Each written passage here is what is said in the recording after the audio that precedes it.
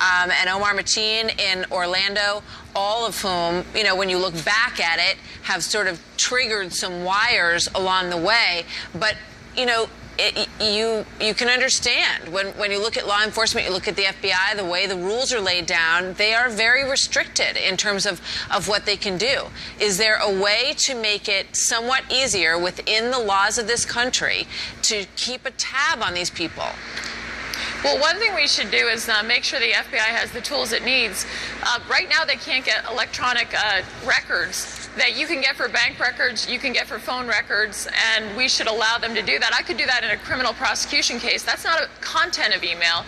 But for example, as I look back at that Orlando situation, there really should have been more pursuit also of what the presence of that individual was online, that terrorist. So I think that we have to give them the tools that they need. I also think it's really important in these circumstances, as Rahmani is being interviewed, that he is in a situation where we're not giving him Miranda rights. We need to know what he knows, right? So hopefully he's not being told you have the right to remain silent.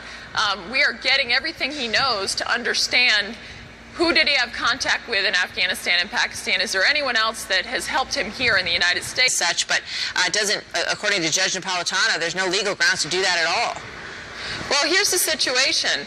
How he's tried is a separate question, but we have an intelligence responsibility here, separate from prosecuting him. We already learned that they may have his DNA evidence on some of the bomb materials, so you can prove a case against him like that. What we need to know is have a separate intelligence interview right now to know, are there any other plots, anyone else he's involved in? How about what happened in Pakistan and Afghanistan?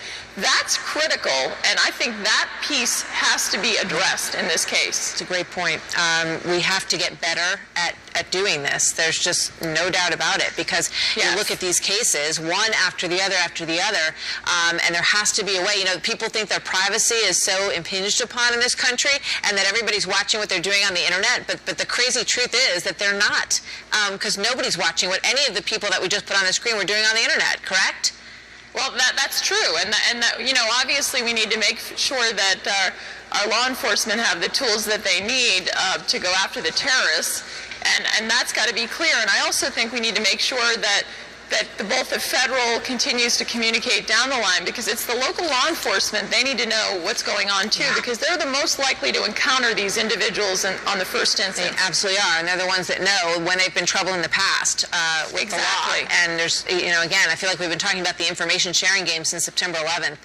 Senator Ayet, thank you very much. Good to see you as always. Many